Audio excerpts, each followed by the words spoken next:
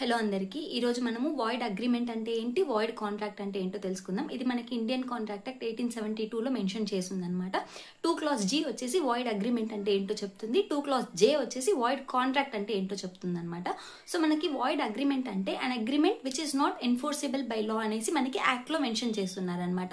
అంటే ఏ agreements not enforceable by law అంటే, ఇప్పుడు ఫర్ ఎగ్జాంపుల్ ఒక అగ్రిమెంట్ ఉంది, దాని కన్సిడరేషన్ కానీ దాని ఆబ్జెక్ట్ కానీ అన్లాఫుల్ అయితే ఆ అగ్రిమెంట్ని మనకి ఎన్ఫోర్స్ చేయడానికి అవ్వదన్నమాట. ఇప్పుడు ఫర్ ఎగ్జాంపుల్ 2 persons ఒక అన్లాఫుల్ ఆబ్జెక్ట్ మీద కాంట్రాక్ట్ చేసుకున్నారంటే, అంటే ఇప్పుడు ఫర్ ఎగ్జాంపుల్ ఒక పర్సన్ ఇంకొక పర్సన్ని మర్డర్ చేయాలనేసి ఒక అగ్రిమెంట్ వేసుకున్నారు. ఇదేంటి మనకి అన్లాఫులే కాదు, ఇది ఫర్బిడన్ బై లా ఆల్సో. అంటే మనకి ఇండియన్ పీనల్ కోడ్ ఉంది, ఇప్పుడు మనకి భారతీయ న్యాయ సంహిత, దాంట్లో దాన్ని ప్రొహిబిట్ చేస్తున్నారు కదా. సో ఎవరైతే ఒక పర్సన్ని మర్డర్ చేస్తారో వాళ్ళకి పనిష్మెంట్ ఉంటుంది. సో అది ఫర్బిడన్ చేశారు కదా. సో కాబట్టి ఈ సర్టన్ కైండ్ ఆఫ్ అగ్రిమెంట్ లోకి ఎంటర్ అయ్యారంటే దాన్ని మనం వాయిడ్ అగ్రిమెంట్ అంటామన్నమాట. సో ఇది వచ్చేసి మనకి బిగినింగ్ నుంచి వాయిడ్ అనమాట. సో ఇలాంటి కైండ్స్ ఆఫ్ అగ్రిమెంట్స్ అసలు వాళ్ళు ఎంటర్ చేసుకోకూడదు అనమాట.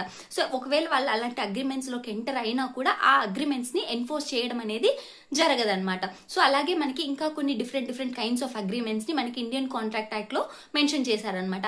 అవన్నీ వాయిడ్ అనేసి ఇది మనకి సెక్షన్ 24 నుంచి 30 వరకు డీల్ చేస్తుంది అనమాట.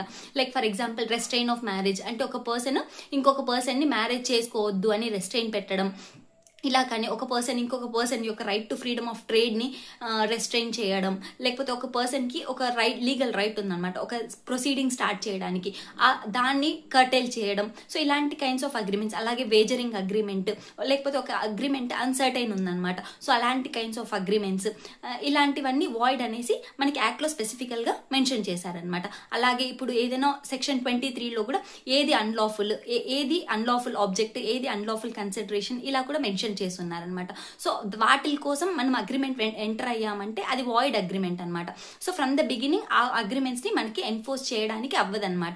అంటే దానికే మనం రిప్రజెంట్ చేయడానికి వాయిడ్ అప్ ఇనిషియో అంటాం అనమాట. అంటే ఈ అగ్రిమెంట్స్ అవి ఫామ్ అవ్వడానికి ముందే అవి వాయిడ్ అనమాట. అంటే ఆ అగ్రిమెంట్స్ ఎన్ఫోర్స్ చేయబడవన్నమాట. దాన్నే అంటాం వాయిడ్ అప్ ఇనిషియో అనేసి. సో ఈ కైండ్స్ ఆఫ్ అగ్రిమెంట్స్ ఎంటర్ అయినా కూడా అవి కోర్టు ముందర ఎన్ఫోర్స్ చేయబడవన్నమాట. దానినే అంటాం వాయిడ్ అగ్రిమెంట్స్ అనేసి. సో నెక్స్ట్ పార్ట్ లో వాయిడ్ కాంట్రాక్ట్స్ అంటే ఏంటో తెలుసుకుందాం. Thank you.